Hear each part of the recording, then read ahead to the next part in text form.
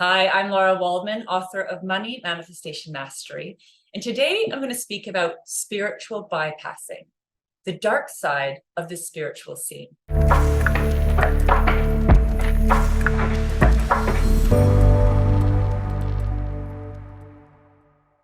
I woke up to spirituality, to alternative forms of healing when I was quite young, when I was a teenager. At that time, I was very depressed. I had eating disorders. My mental health, emotional well-being, and physical health were in a really bad state. And I started reading books around healing, health, and consciousness that completely transformed my life. At 18, I started meditating, and this woke me up to a whole new world of possibility.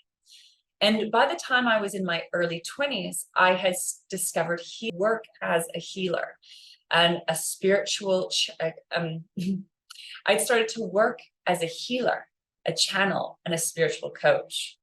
At this time, I had begun to transform myself physically, mentally, emotionally, had huge, powerful, incredible shifts and changes. And I wanted to share these results and share these tools and techniques with as many people as possible.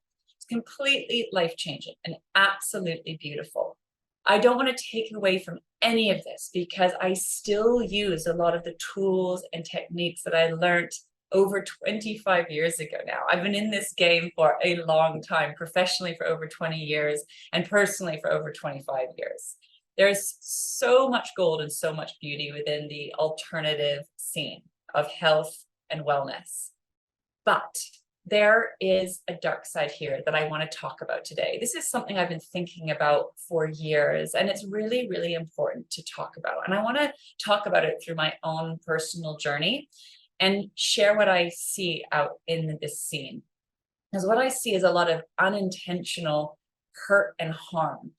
Innocent people whose lives are being devastated sometimes. So it's really, really important to address it. Even though I was having extraordinary results around my health and well-being using meditation and healing and many forms of alternative medicine, there was something going on that I could not see at the time. And what that was that I had a lot of trauma. I had deep trauma that I was not aware of. I knew that I felt terrible in my body. I knew that I was struggling. I knew that I was experiencing burnout. And I knew that when I meditated and when I did healing work and when I did all these alternative therapies, that I felt better. I felt peace. I felt joy. I felt happiness. I felt connection. I felt a sense of home and belonging that I didn't feel anywhere else. And so this took me deeper and deeper into this work. I became more and more connected to the energetic world and less connected to the physical world. I really rejected the physical world. I rejected money and things and most of the things in our physical world. And I became completely fixated with the spiritual world, the energetic world, envisioning in a new world, a world of love, of connection, of intimacy, of cooperation and co-creation. And it's still a vision that I hold for humanity. But what happened was a huge area of separation. And within the spiritual community, there was a lot of beliefs around, the new world or the 5D reality, and that these spiritual people were a higher level of consciousness. They were more evolved. And there was what I call spiritual superiority, looking down upon, your average person and creating separation. There was a hierarchy, if you will. And I remember really tapping into this in my 20s, in my early 20s, and feeling this huge separation between the spiritual scene that felt like it was connected to love and connection and unity, love and light, and then your average human being. And now some people that are very close to me started to get immersed into cults and became taken over by these different communities or organizations. And for a time, it felt like coming home and a sense of belonging, but it actually created a huge amount of long-term hurt and harm and devastation to their lives. And I myself had a few near misses to some cults as well. Luckily, my intuition and my inner guidance system steered me away. But for some people that are very, very close to me, they weren't so lucky. And now, many years later, are having to do a lot of work to decult themselves, if you will. So this is something that's very, very dear to my heart. I spent a huge amount of time thinking about and obsessing over and trying to understand. So what I know about myself is because of the trauma that I experienced, I was searching. I was searching for home. I was searching for community, a longing for belonging. I felt alone. I felt that I didn't belong. I felt different. I didn't have any roots anywhere. And so when you have this experience of trauma or not belonging, we have a deep need to find that sense of community. We're hardwired for it. And this can gravitate us into finding spaces and places that fill that gap. And temporarily it can feel amazing. And sometimes it is, healthy and happy and harmonious. But what I found is it's a little slippery snake, and it's not always as straightforward as it seems. I've spent a lot of time studying and trying to understand cults and cult leaders, to understand the inner psychology, not only of the cult leader, but of human beings, and what leads us into those communities, what gravitates us towards giving up our power to leaders who, intentionally or unintentionally create sometimes very, very dark experiences for people. So this is something that I spent a huge amount of time thinking about, but also understood what was happening for me in my own inner psychology that led me to having some very near misses with cults. As I've said, I have some people that are very, very close to me that did end up in cults, that have been having to do a huge amount of work and healing and therapy on themselves now to undo that damage. I've had clients who've also been in cults, and I've been very, very concerned about the shadow or the dark side within the spiritual scene and some of the work that I do as well. How can we take something so beautiful and so life-changing and create so much, intentional or unintentional hurt and harm? So one of the keys that I've found is something that I'm calling spiritual bypassing, where we can take something like healing or meditation or alternative therapies, for example, that can help you feel better, but they can end up turning into a form of escapism. So this is what happened for me. I found these tools and techniques that made me feel at peace and made me feel at home. And then I got deeper and deeper into that world and experienced also some incredible results and changes. But what I hadn't realized is that there was also this big blind spot of trauma that I didn't want to feel: pain avoidance. So I was using spirituality to pull out of a very deep and horrendous wound. Everything in my body was trying to avoid feeling the depth, the darkness of my trauma. So I pulled out. I left my body. I pulled out of life. I created more and more separation from life. And this created more and more problems for me. At the same time, I was learning so many interesting things, and I was developing more and more tools. A lot of great things came out of it as well. But what I had been missing, right, was the pain that I didn't want to feel. And this is what I would call spiritual bypassing, where you're using spirituality or healing or meditation to avoid, to disconnect.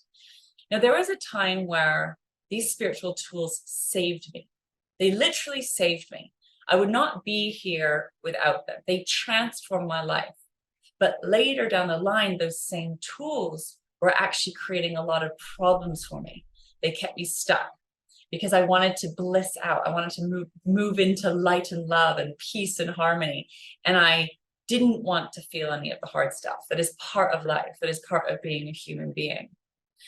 Now, my inner guidance system guided me back home and guided me back in. This is why I was guided to work with business and work with money. It was helping me to ground back into life. why I was being guided to work with home and work with relationships, coming back into human connection. But if it had been left up to me, I wouldn't have touched any of that with a 10-foot pole. My inner guidance led me home and guided me home, which is what I lovingly call the pain portal to prosperity, coming back into the body, grounding back into life. And it has been a slow and painful journey of starting to understand trauma and understanding what trauma does and unprocessed trauma. And for me, my trauma was in a huge blind spot. I knew that I'd gone through hard things. I knew that some things had been an unpleasant experience. But what I hadn't realized is the depth of the impact on me, on my psychology, on my nervous system, on my relationships, on my relationship with myself, my relationship with myself within life, and my human connections. So the only place that I felt safe was by myself in nature, with animals, or with small children. And I just felt completely unsafe in the rest of life. So it created more and more disconnection, more and more disassociation. So over many years now, I've been on this slow and painful journey back into life, back into my body, and grounding down through the hard stuff and making sure I had the right support for my trauma patterns and understanding that, and bridging the gap between, you could call, the higher realms of consciousness and the ground, the earth, life itself. So where I sit now is really the importance of balance. The importance of balance. When human beings don't want to feel pain, when we don't want to feel our trauma, when we don't want to feel, we do all sorts of extraordinary things. I have so much compassion for all of us because I've also done it myself, gone into addiction, spiritual bypassing, all sorts of fascinating behavior, which is essentially pain avoidance. And so it's very, very important to me that even though I teach a lot about, these, cool energetic tools or guided meditations or manifesting, all these really interesting things more in the energetic world, we've got to ground it down into life. We've got to take that seed and put it in the ground so it can actually grow. Now, I still use a lot of these tools that help to regulate the nervous system, balance the mind, balance your emotions, and connect you into something deeper and greater. All of that is still part of my life. I still consider myself a very spiritual person. I'm very energetically sensitive and aware, but it's been a big journey about coming back into life. So I work consciously and mindfully with business. I work consciously and mindfully with money. I work consciously and mindfully with my team. I work consciously and mindfully with my children and my husband and my relationships, and coming back into connection through all those areas of life, my body as well. It has been a slow and painful and messy journey coming back home from being a very spiritual person to grounding more into the human. And it's been a fascinating one as well. So I'm all about balance now, the light and the shadow. And we need to do the shadow work. We need to work with the pain. We need to work with trauma. We need to understand what is running us. That all needs to be held. It needs to be held professionally. It needs to be held by yourself. It needs to be held in all sorts of ways because we have blind spots. And this is why it's so important to come into connection with the right people, friends, family, support, professionals that can help you come back home to yourself. I like to think that we have these blind spots. One reason is our eyes are looking forward. We can't see ourselves. And this is why we need each other. There's a lot that we can do on our own. I'm a huge advocate for our own inner work, inner practice, for taking time to be on your own and alone. That's really, really important to process and to connect, to get clear. And this is a big part of my work as well. But we also need to come into connection and come into connection with others. This is also why I'm intensely passionate about self-empowerment, coming back into your own power and not giving your power away to others. This is what I see a lot. I experienced a lot as a healer, people coming to me, begging me for help, hoping that I would save them or rescue them. And I have never worked with clients on that level, and I never will, because human beings are so quick to give their power away.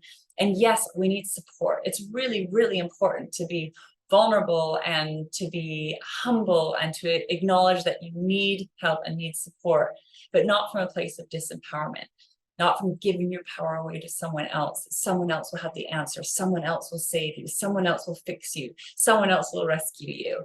It's about understanding that you have the power within yourself, but also we create through connection.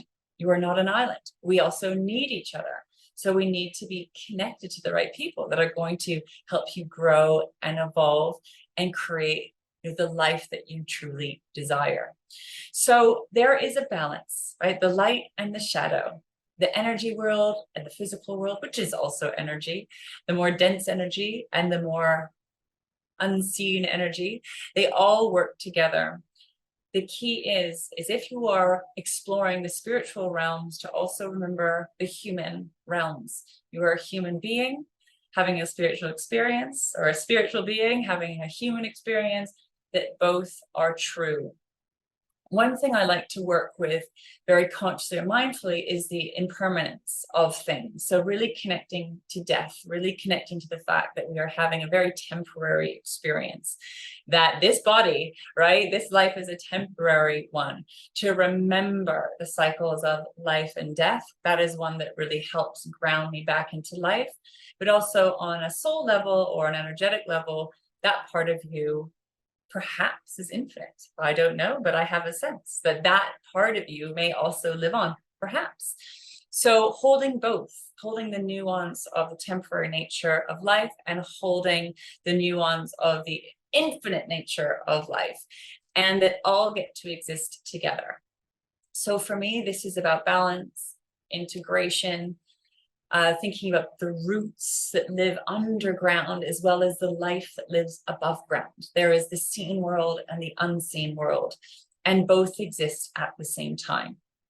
Now, of course, you can only be where you are right here, right now.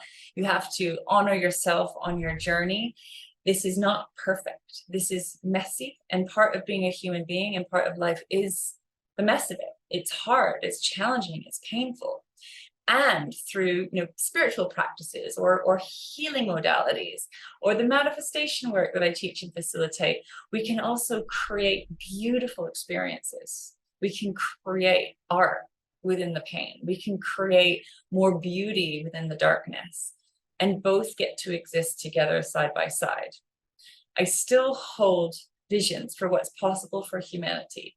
I still follow that heart and soul guidance because it leads me into beautiful, beautiful experiences. But it doesn't take away from the fact that there's also pain and death and hurt and harm that happens on this planet. So I'm passionate about leadership, about conscious leadership, and doing your best to be, the best human leader, business owner, partner, parent, lover that you can be, but also understanding that we are perfectly imperfect. We are beautiful, we are powerful, we're also vulnerable and weak, and all things exist at the same time. So holding that nuance. I would love to hear what is landing for you in today's conversation. I'd love to hear what is alive for you and what's coming up for you in what I'm sharing around spiritual bypassing and the dark side of spirituality. It's something I've been wanting to talk about for a long time, and there'll be more conversations coming. I think it's the beginning of hopefully many beautiful conversations that we can have together. I'm all about balance and nuance and holding sometimes what seem like complete polar opposites and figuring out how all of life works together. So let me know in the comments below what's landing for you. I'm sending you all my love through all that you're facing, all that you're moving through. And I look forward to being with you again next time.